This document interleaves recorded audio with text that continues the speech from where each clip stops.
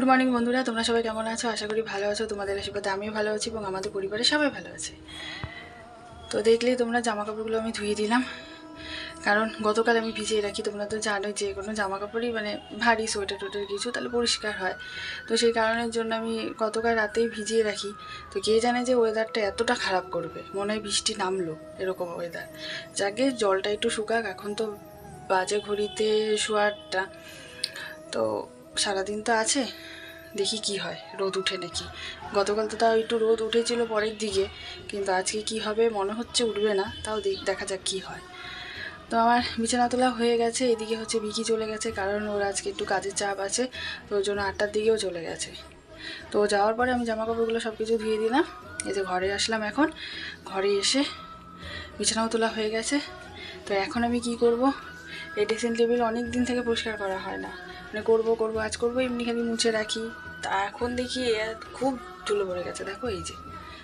তো ভাবলাম এখন বসে না থেকে কি করব, মাও ঘুম থেকে উঠেনি, মা বাবা, তো ভাবলাম ততক্ষণে আমি এগুলো পরিষ্কার করে নিই। চলো ফটাফট মুছে নিই।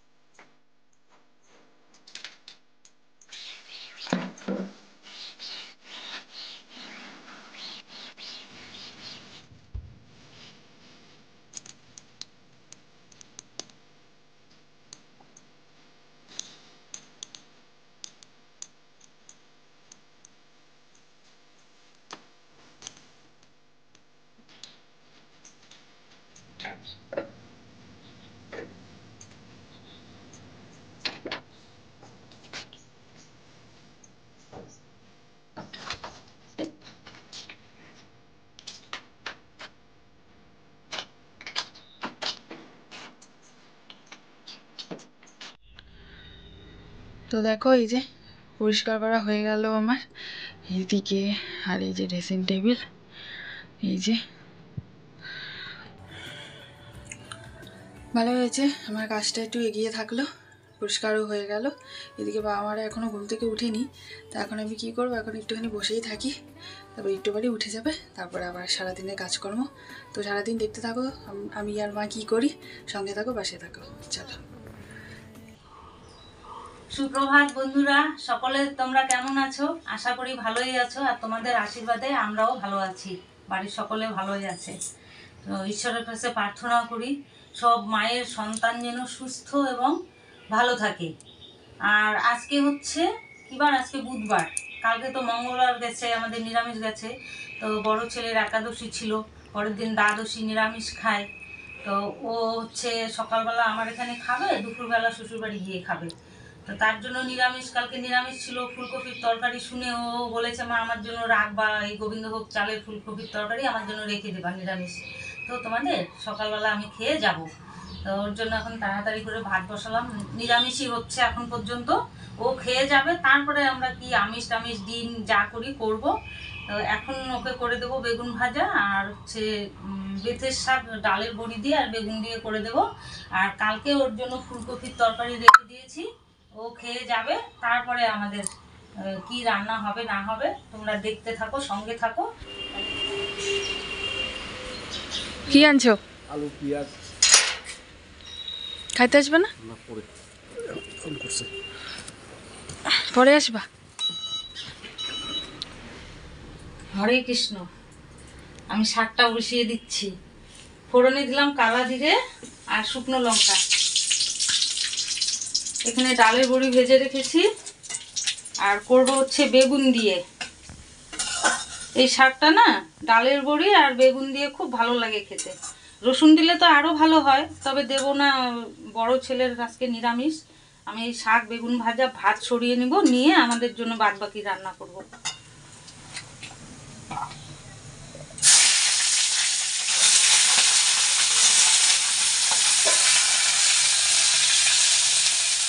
যে না তেলে বেগুন দিয়েছি, দেখো তেল শুকিয়ে একদম বেগুনে সব তেল টেনে নিয়েছে। এবারে আমি শাকটা ছেড়ে দেবো। বেগুন থেকে ছেড়ে যাবে তেল।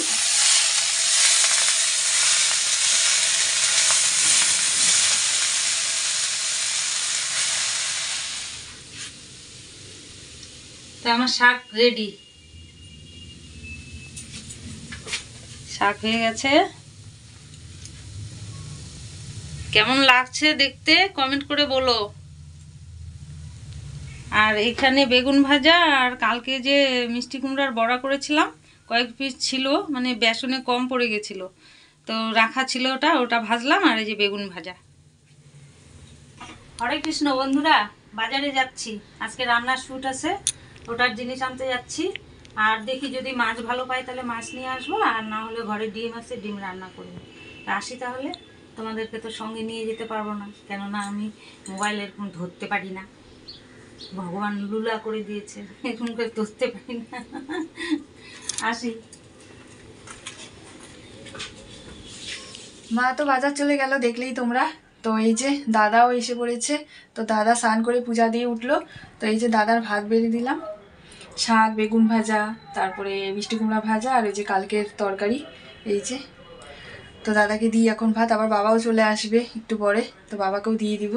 ফোন করলাম, বললো একটু দেরি হবে। তো চলো, দাদা ওখানে বসে আছে, ভাতটা দিয়ে আসি। এই যে দাদাকে খাওয়া দিয়ে দিলাম, খাচ্ছে দাদা।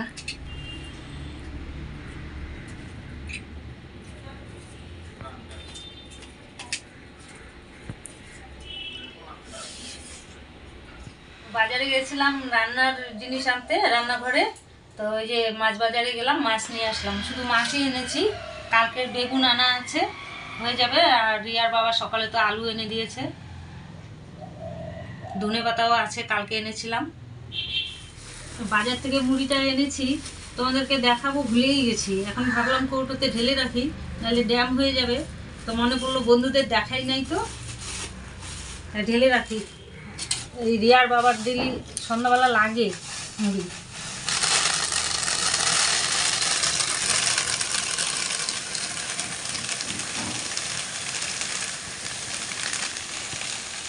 দেখলেই তোমরা, মা ওদিকে হচ্ছে মুড়িটা ঢেলে নিল, আর মা মুড়ি ঢালতে ঢালতে এদিকে আমার হচ্ছে তরকারি কাটা হয়ে গেছে। এই যে আলু, বেগুন আর অর্ধেক টমেটো, এটা দিয়ে ঝোল হবে।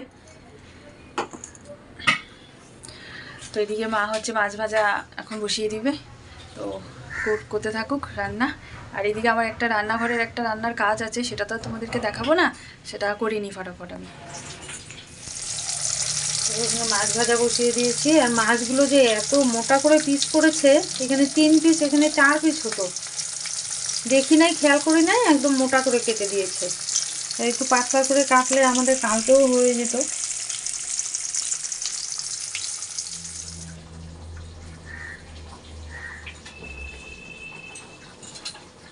মাছের ঝোল হয়ে গেল মা? হ্যাঁ, বিকিয়ে চলে আসছে। বিকিয়ে আসছে না? ও চলে আসছে। না, তুমি আসছো ওইটাই বলতেছি।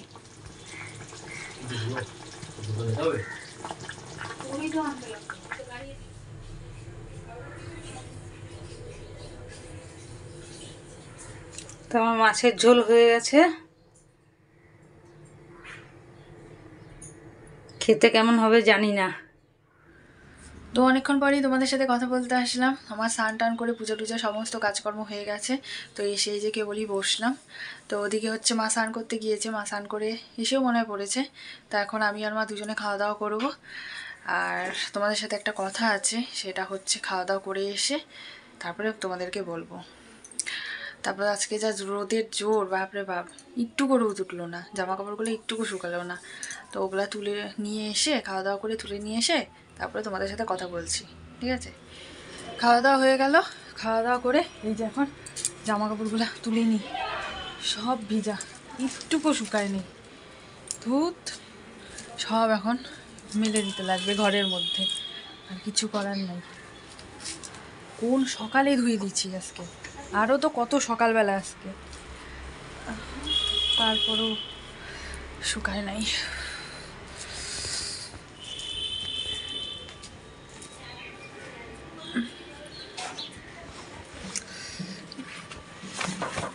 এই কয়টা আগে নিয়ে যাই, ঘরে মেলে দিয়ে আসি, তারপরে এই যে জামা কাপড়গুলো এই দিক দিয়ে সবগুলো মেলে দিলাম, আরও এই যে এইদিকেও এই যে সব ভর্তি হয়ে গেছে জামা কাপড় দিয়ে। এই যে তো এই যে জামা কাপড় তুলে চলে আসলাম, এই যে আমি আর মা কিছু কথা বলতে আসলাম তোমাদেরকে। কথাটা হচ্ছে যেটা এপি ব্লগের প্রিয়াদি, তো ওনার প্রিয়াদির ছেলে তো অসুস্থ তোমরা জানোই। তো গতকালই ভিডিও করেছিল যে সাহায্যের জন্য, যে যেরকমই পারুক 40-50 টাকা, যে যেরকম পারুক আর কি, যাতে ওদেরকে সাহায্য করুক সবাই। তাই আমি এটাই বলতে আসলাম আমি আর মা, যে আমাদের যারা যারা ভিডিও দেখো আর কি, যারা সবাই জানো অনেকেই যে প্রিয়াদির ছেলের এরকম হয়েছে, তাও আমি বলছি তোমাদেরকে যে তোমরা যেটুকুই পারো তোমরা একটু ওদেরকে সাহায্য করো। হ্যাঁ বন্ধুরা, তোমরা যতটুকু পারো তোমরা সাহায্য করো। কালকে যখন ভিডিওটা দেখেছি রিয়া আর আমি, মানে চোখে জল ধরে রাখতে পারছি না, এরকম এত কষ্ট লেগেছে না। বাচ্চাটাকে ভগবান যে কেন এরকম রোগ দিল মানে বুঝে পাই না। ও তো একদম বাচ্চা শিশু, হ্যাঁ, ওকে এরকম রোগ দেওয়ার কোনো মানে হয় না। ও যেরকম ভাবে বলছিল, মানে তোমরাও হয়তো দেখেছো, তোমাদেরও হয়তো চোখে জল চলে এসেছে। হ্যাঁ, এতটুকু একটা বাচ্চা, ও এত কষ্ট ভোগ করছে, কি বলবো আর। আমি বিকিকেও বলেছি, কারণ আমার ফোনে গুগল পে বা ফোনপে কোনো কিছুই নেই, তো ওকে বলেছি কোনো কিছু একটা ব্যবস্থা করে যে বিকিকে কিছু একটা দিতে বলছি। ও বলছে ঠিক আছে, ও দিবে। তাই আমি ভাবলাম যে তোমরাও একটু সাহায্য করো, কারণ ছোট্ট একটা বাচ্চা মানে এরকম হয়ে যাবে ভাবতে পারিনি।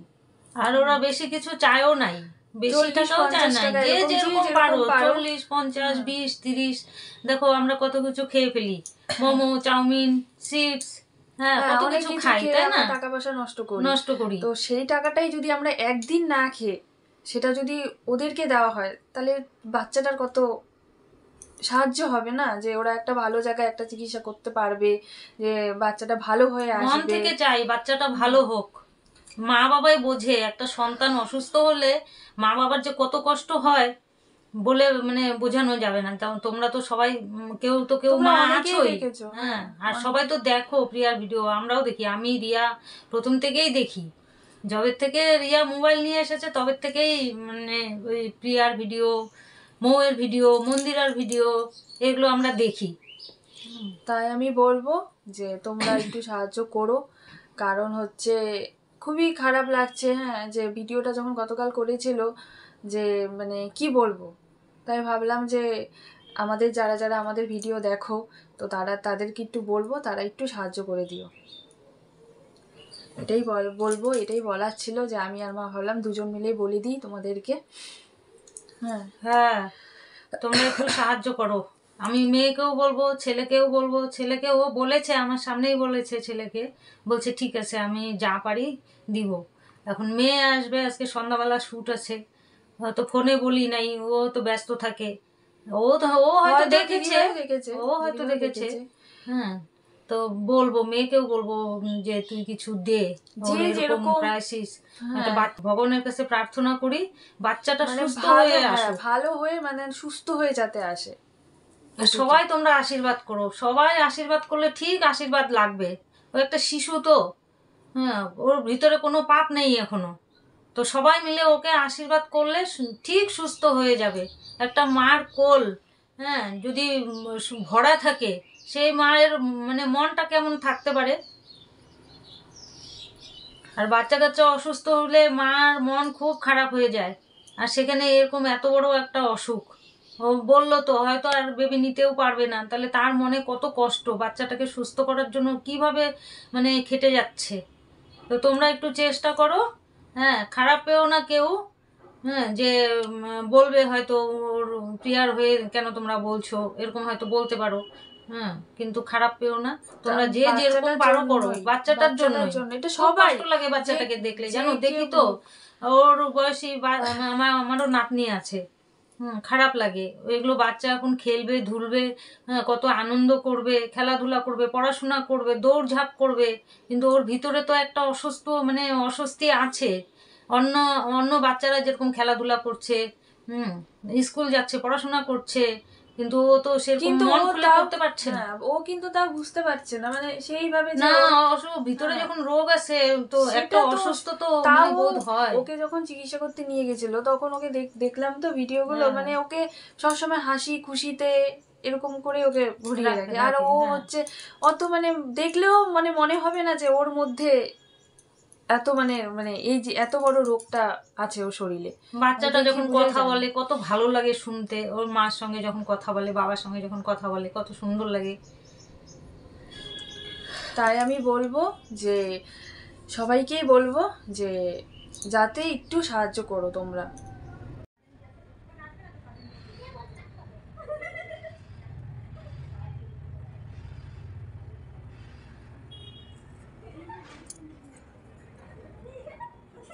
গুড ইভিনিং বন্ধুরা। তো দেখলেই তোমরা সন্ধ্যা দিলাম, সন্ধ্যা দিয়ে চা করলাম, চা করে জল ভরলাম, জল টল ভরে এসে তো ভাবলাম আজকে তো রান্না শ্যুট আছে, তো ভাবলাম একটুখানি টাইম আছে, এখনও দেরি আছে দিদিভাইয়ের আসার। তো ততক্ষণে ভাবলাম এই যে আটা শেষ হয়ে গেছে, তারপরে আবার আজকে রুটি বানানো, বাবার তো রুটি লাগবেই রাত্রে, তো এই যে আটা চালা নেই, তো এই যে আটাটা এখন ফটাফট চেলে নিই, তাহলে কাজটা এগিয়ে থাকবে, বেকার বসে থেকে তো লাভ নেই। তো ততক্ষণে আটাটা চেলে নিই।